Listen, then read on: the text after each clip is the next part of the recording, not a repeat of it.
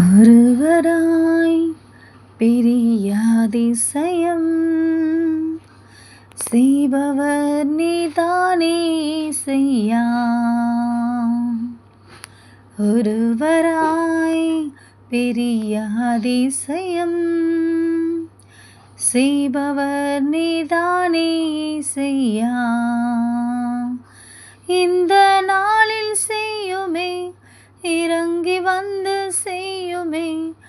இந்த நாளில் செய்யுமே, இறங்கி வந்து செய்யுமே.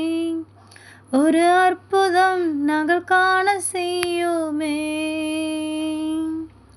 ஒரு அற்புதம் நாங்கள் காண செய்யுமே. ஒருவராய் பெரிய அதிசயம் செய்பவர் நீதானே செய்யா. ஹல்லேலூயா. கர்த்தருக்கு மகிமை உண்டாவதாக. இந்த நாளிலும் நவம்பர் 5ஆம் தேதி தினம் ஒரு அதிகாரம் என்ற தலைப்பில் 10வது நாளாக ஆதியாகமம் 10ஆம் அதிகாரம் வாசிக்க கர்த்தர் இப்பொழுதும் நமக்கு கிருபை கொடுப்பாராக. நாம் கடந்த தினத்தில் ஆதியாகமம் 9ஆம் அதிகாரம் படித்து வாசித்திருந்தோம். கர்த்தருடைய பெரிதான கிருபையினால் இந்த நாளிலும் கர்த்தர் நமக்கு பலனையும் கிருபையும் கொடுப்பாராக. ஒவ்வொரு நாளும் என்னோடு இணைந்து வாசித்து கொண்டிருக்கிற பிள்ளைகளுக்கு கர்த்தர் கிருபையும் பலனையும் கர்த்தர் அவர்களை ஆசீர்வதிப்பாராக. இனிமேலும் அவர்களை வழிநடத்துவாராக.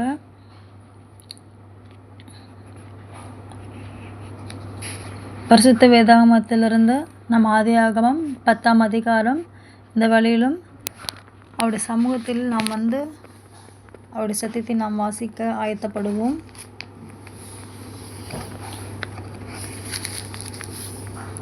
ஆதியாகமம் 10ஆம் அதிகாரம்.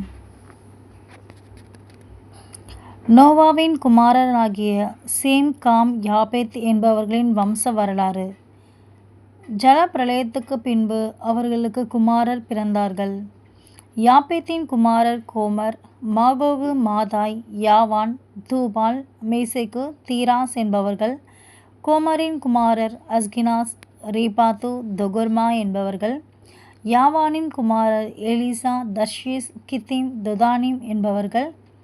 இவர்களால் ஜாதிகளுடைய தீவுகள் அவனவன் பாஷையின்படியையும் அவரவர்கள் கோத்திரத்தின்படியும் ஜாதியின்படியையும் வேறு வேறு தேசங்களாய் பகுக்கப்பட்டன. காமுடைய குமாரர் கூஷ், மிஸ்ராயிம், பூத், கானான் என்பவர்கள். கூஷுடைய குமாரர் சேபா, ஆவேலா, சப்தா, ராமா, சப்திகா என்பவர்கள். ராமாவின் குமாரர் சேபா, திதான் என்பவர்கள். கூஷ் நிம்ரதை பெற்றான். இவன் பூமியிலே பராக்கிரமசாலியானான். இவன் கர்த்தருக்கு முன்பாக பலத்த வேட்டைக்காரனாயிருந்தான். ஆகையால் கர்த்தருக்கு முன்பாக பலத்த வேட்டைக்காரனான நிம்ரோதை போல என்னும் வழக்க சொல் உண்டாயிற்று. சினேயார் தேசத்திலுள்ள பாபேல், ஏரேக், அக்காத், கல்னே என்னும் இடங்கள் அவன் ஆண்ட ராஜ்யத்திற்கு ஆதிஸ்தானங்கள். அந்த தேசத்திலிருந்து அசூர் புறப்பட்டு போய் நினிவேயையும் ரேகோபோத் பட்டணத்தையும் காலாகையும் நினிவேக்கும் காலாகுக்கும் நடுவாக ரேசேனையும் கட்டினான். இது பெரிய பட்டணம். மிஸ்ராயும், லூதிமையும், அனாமிமையும், லெகாபியமையும், நப்துகிமையும், பத்ருசீமையும் பிலிஸ்தரின் சக்திக்கு தலைவனாகிய கஸ் லுகிமையும் கப்தொரிமையும் பெற்றான். கானான் தன் மூத்த மகனாகிய சிதோனையும், கேத்தையும், எபூசியரையும், எமோரியரையும், கிர்காசியரையும், ஹீவியரையும், ஹர்கீரியரையும், சினியரையும், அர்வாதியாரையும், செமாரியாரையும், காமாத்தியாரையும் பெற்றான். பின்பு கானானியரின் வம்சத்தார் எங்கும் பரவினார்கள்.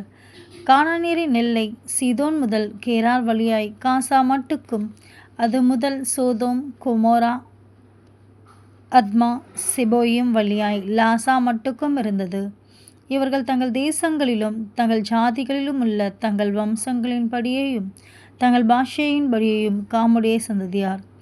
சேமுக்கும் பிள்ளைகள் பிறந்தார்கள். அவன் எபேருடைய சந்ததியார் எல்லாருக்கும் தகப்பனும் மூத்தவனாகிய யாப்பேத்துக்கும் தம்பியுமாயிருந்தான். சேமுடைய குமாரர் ஏலாம், அசூர், ஹர்பக்சாத், லூத், ஆராம் என்பவர்கள். ஆராமுடைய குமாரர் ஊத், ஸ்கூல், கேத்தேர், மாஸ் என்பவர்கள். ஹர்பக்சாத் சாலாவை பெற்றான். சாலா ஏபேரை பெற்றான். ஏபேருக்கு 2 குமாரர் பிறந்தார்கள். ஒருவனுக்கு பேலேகு என்று பேர், ஏனெனில் அவனுடைய நாட்களில் பூமி பகுக்கப்பட்டது. அவனுடைய சகோதரன் பேர் யொக்தான். யொக்தான் அல்மோதாத்தையும் சாலேப்பையும் அசர்மாவேத்தையும் ஏராகையும் அதோரமையும் உசாலையும் திக்லாவையும் ஓபாலையும் ஹபிமாவேலையும் சேபாவையும் ஒப்பீரையும் ஹாவிலாவையும் யோபாபையும் பெற்றான். இவர்கள் அனைவரும் யொக்தானுடைய குமாரர். இவர்களுடைய குடியிருப்பு மீசா துவக்கி கிழக்கேயுள்ள மலையாகிய செப்பாருக்கு போகிற வழி மட்டும் இருந்தது. இவர்களே தங்கள் தேசங்களிலும் தங்கள் ஜாதிகளிலுமுள்ள தங்கள் வம்சங்களின்படியேயும் தங்கள் பாஷைகளின்படியேயும் சேமுடைய சந்ததியார். தங்கள் ஜாதிகளிலுள்ள தங்களுடைய சந்ததிகளின்படியே நோவாவுடைய குமாரரின் வம்சங்கள் இவைகளே. ஜல பிரளயத்துக்கு பின்பு இவர்களால் பூமியிலே ஜாதிகள் பிரிந்தன. ஆமென். கர்த்தருக்கே மகிமை உண்டாவதாக. இப்பொழுதும் பரிசுத்த வேதாகமத்திலிருந்து ஆதியாகமம் 10ஆம் அதிகாரம் வாசிக்க கர்த்தர் நமக்கு பலன் கொடுத்தார். கர்த்தர் யாவருக்கும் நன்மை உண்டாக கிருபை செய்வாராக. கர்த்தர் இந்த வேளையிலும் ஒவ்வொருவரையும், வீட்டிலுள்ள யாவரையும், வாசித்த ஒவ்வொருவரையும் பலப்படுத்துவாராக. பிள்ளைகளையும் பலப்படுத்துவாராக. வேலை செய்கிற ஒவ்வொருவரையும் கர்த்தர் போகையிலும் வருகையிலும் காப்பாராக. வேலை ஸ்தானத்தில் கர்த்தர் அதிகாரின் கண்களில் தயவு கிடைக்க கிருபை செய்வாராக. அவருடைய கையின் பிரயாசத்தை ஆசீர்வதிப்பாராக. பிள்ளைகளையும் பெரியவரையும் முதியவர்களையும் குழந்தைகளையும் ஆசீர்வதித்து அவர்களை பலப்படுத்துவாராக. இப்பொழுது யாராவது பலவீனமாக இருந்தால் கர்த்தர் பூரண சுகத்தை அவர்களுக்கு கொடுக்கும்படியாக நாங்கள் வேண்டி ஜெபித்துக் கொள்கிறோம். கர்த்தருடைய நாமம் மகிமைப்படுவதாக. கர்த்தருடைய கிருபை இரக்கமும் யாவருக்கும் உண்டாவதாக. கர்த்தரே உங்கள் ஒவ்வொரு வீட்டின் தலைவராக இருந்து உங்களை வழிநடத்துவாராக. கர்த்தருக்கே மகிமை உண்டாவதாக. கர்த்தர் யாவரையும் ஆசீர்வதித்து பலப்படுத்துவாராக. எங்கள் ஆண்டவராகிய இயேசு கிறிஸ்துவின் நாமத்தில் ஜெபிக்கிறோம். ஜெபம் கேளும் எங்கள் நல்ல பிதாவே. ஆமென்.